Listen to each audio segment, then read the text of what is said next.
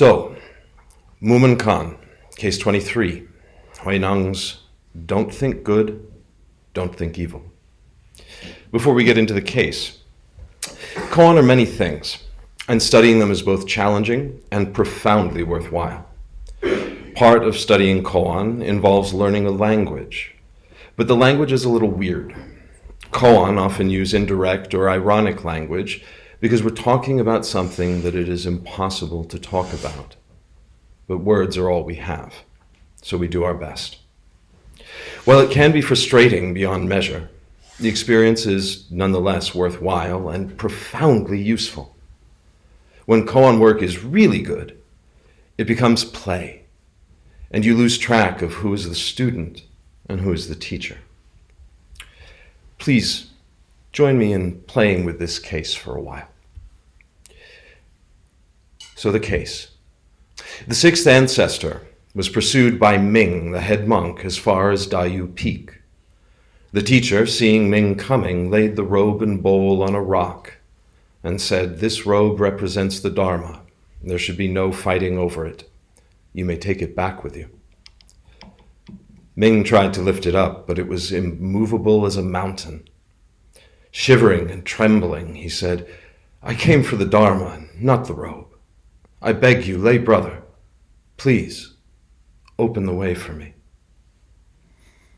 The teacher said, "Don't think good. Don't think evil. At this very moment, what is the original face of Ming the monk?"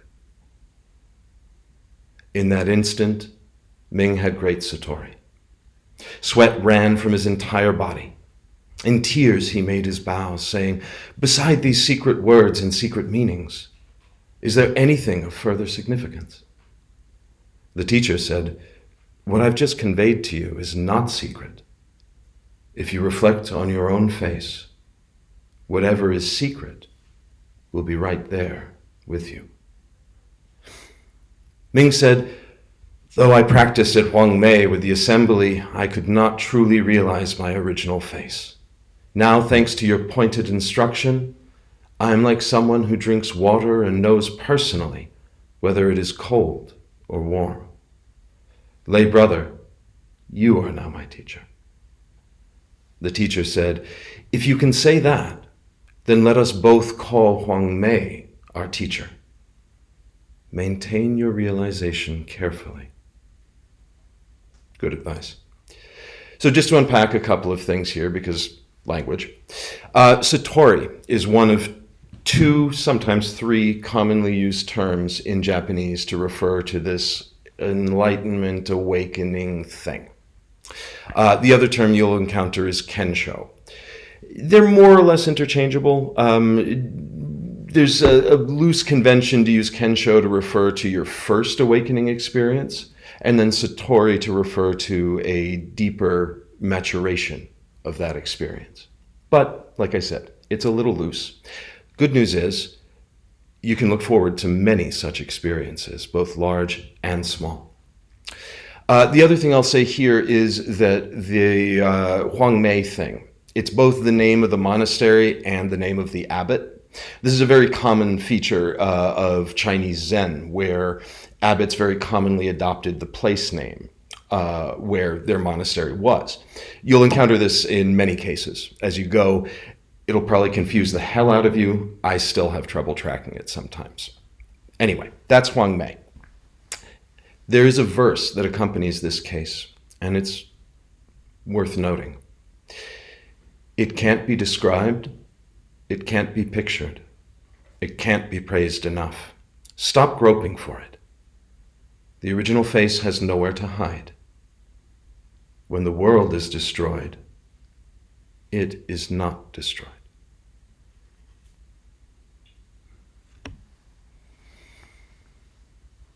Zen is built around lived experiences, and we call it a practice because you have to do the work. If you keep showing up, you'll end up having experiences that dramatically shift your perspective of self, other, and the world we all share. If you stick with the practice, you'll have many such experiences. As I said, both large and small. Koan are tools of awakening, and we use them both to help you have your first experience and then to refine it. Ultimately, awakening is just another mind state.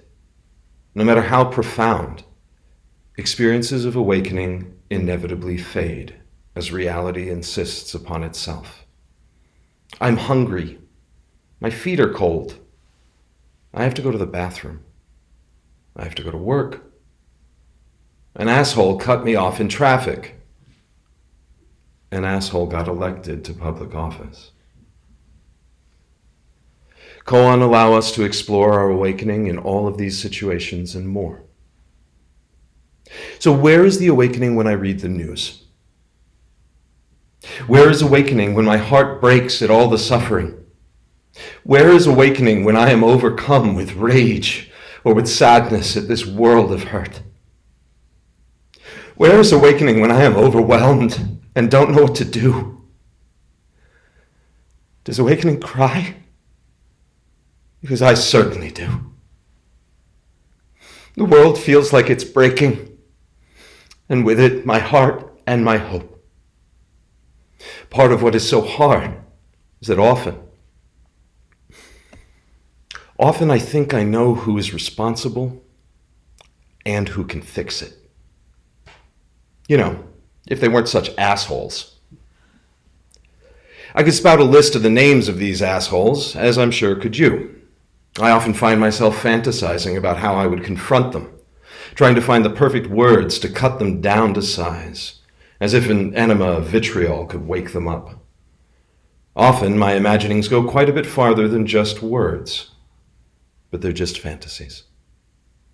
Back here, in reality, I hurt as I struggle with what to do.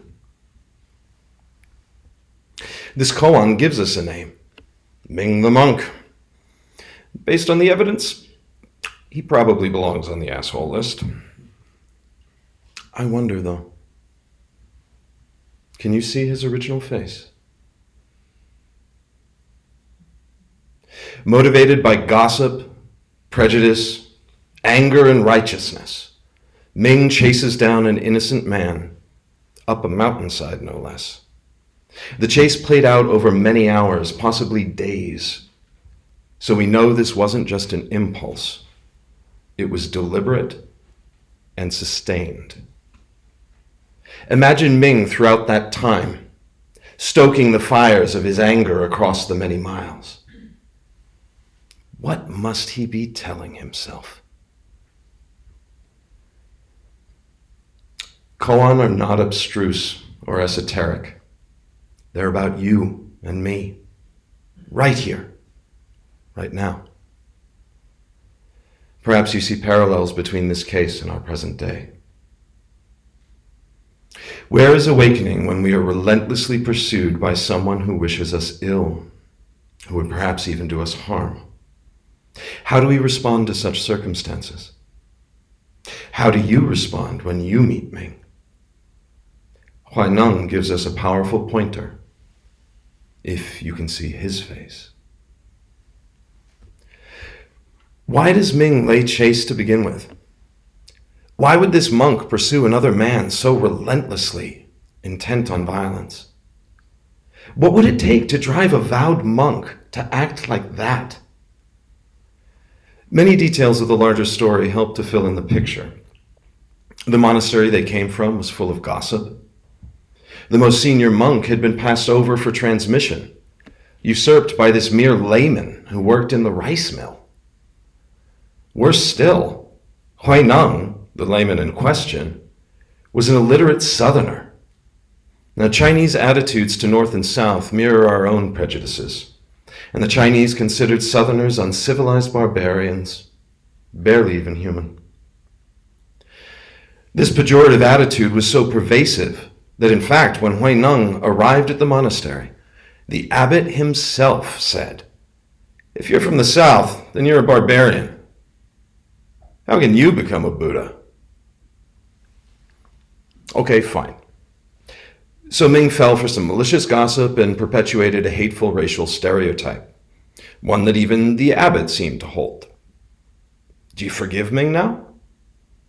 Or do you think him a poor excuse for a human being, let alone a vowed monk? What kind of original face is that? Well, more than just a vowed monk, Ming was a retired general. We know that he was quite successful by virtue of the simple fact that he lived to retirement. Few soldiers do. We can readily imagine the wealth and honors Ming would have collected in his lifetime. Wealth that would have allowed him to do damn near anything he wanted.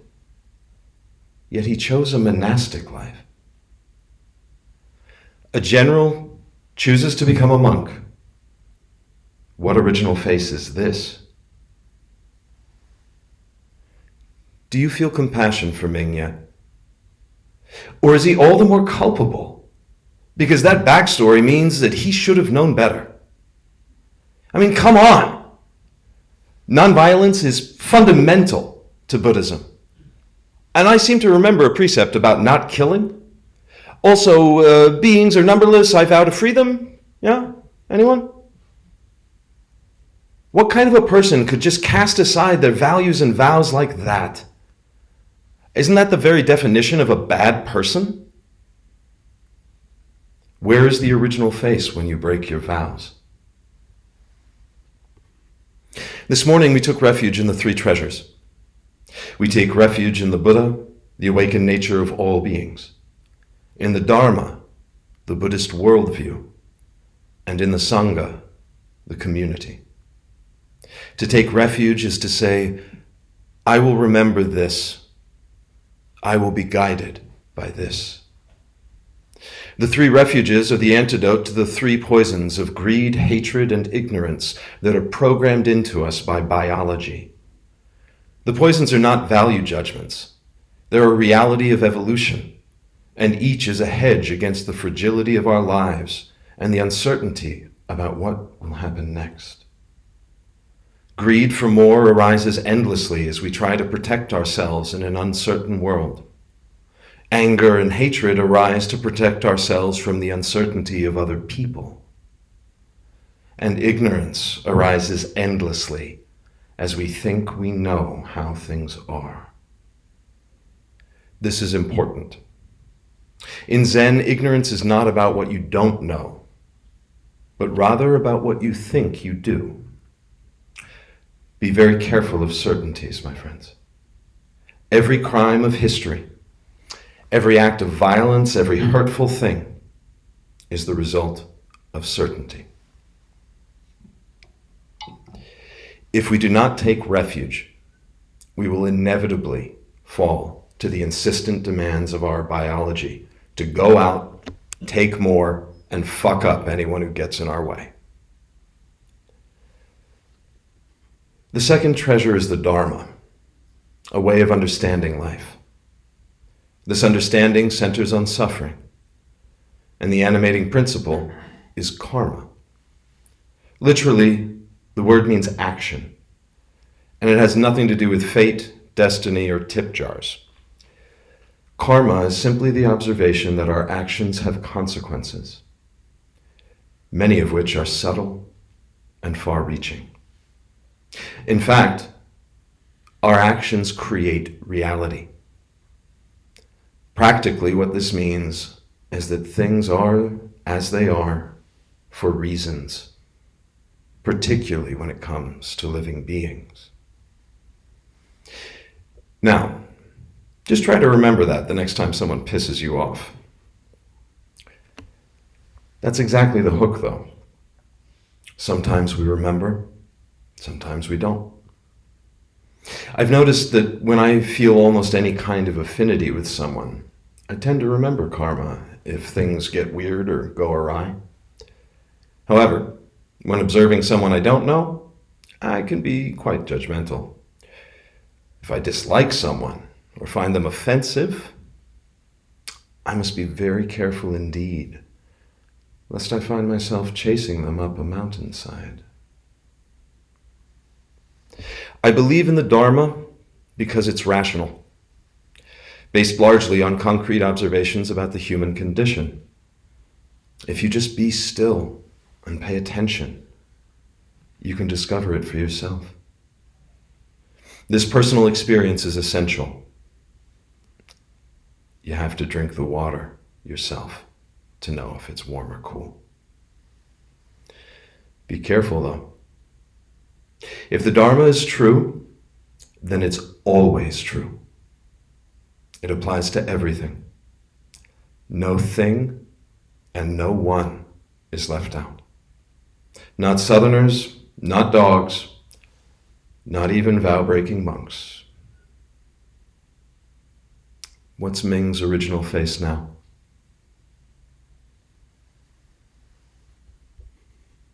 Perhaps now we can tell a new story about Ming.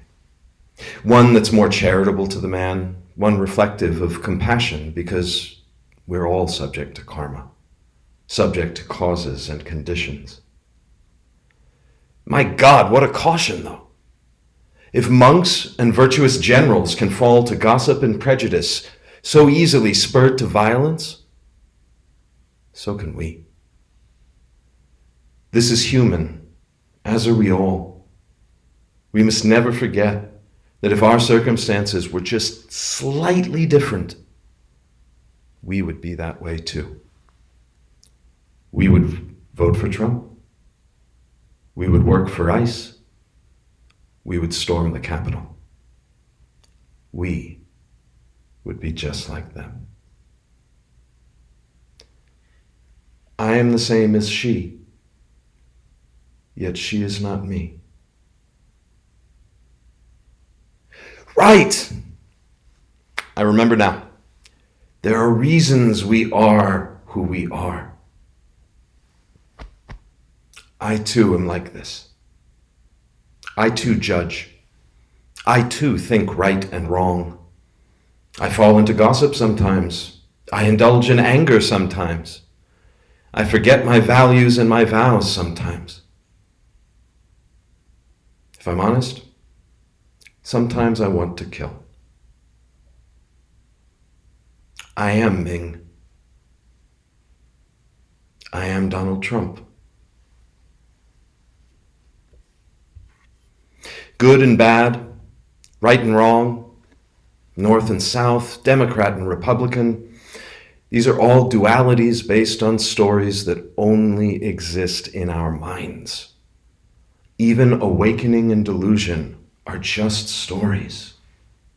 The world simply is as it is.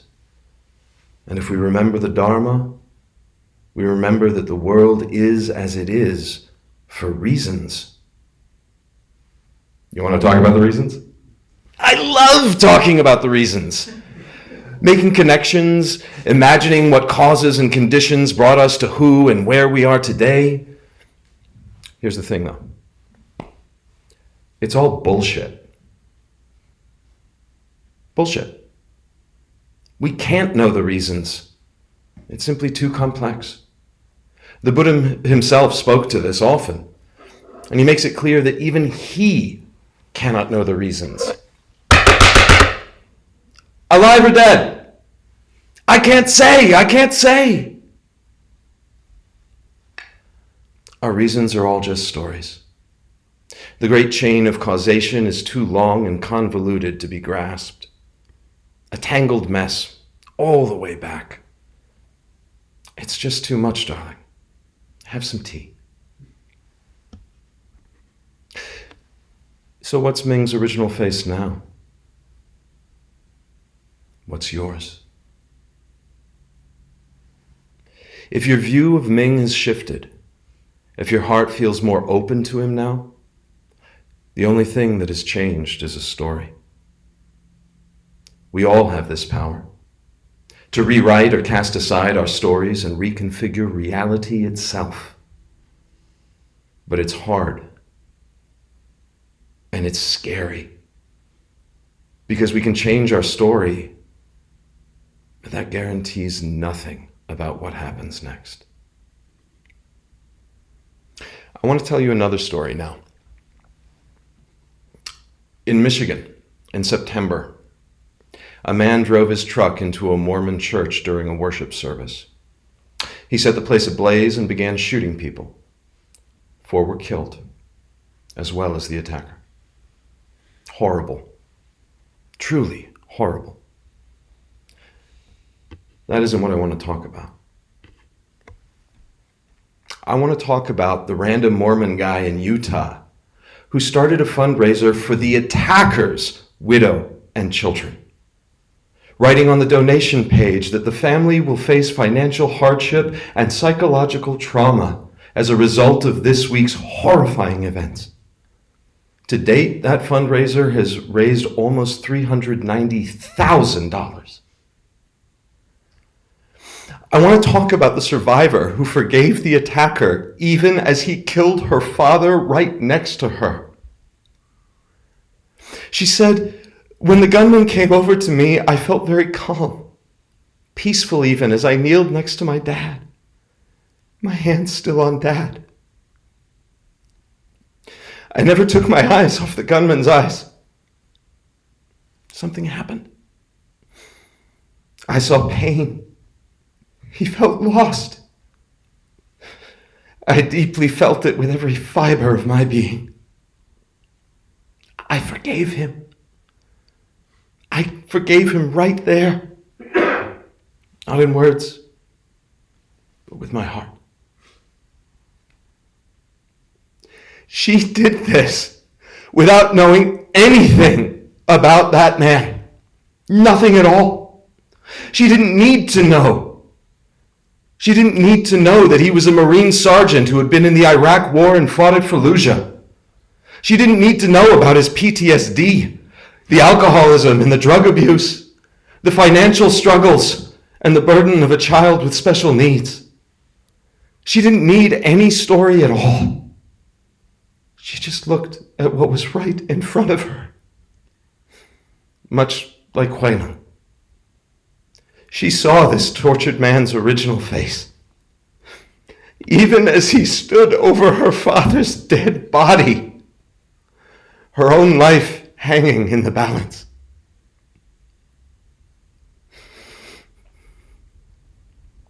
My friends, humans are not born violent or hateful. We have to learn it.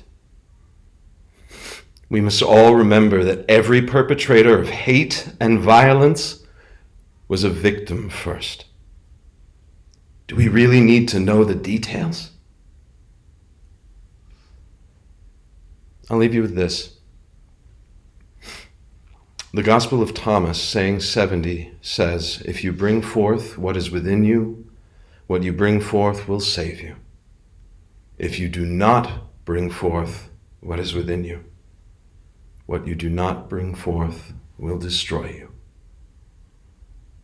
We would all do well to remember this, because when we do, we become a refuge for all beings. Thank you.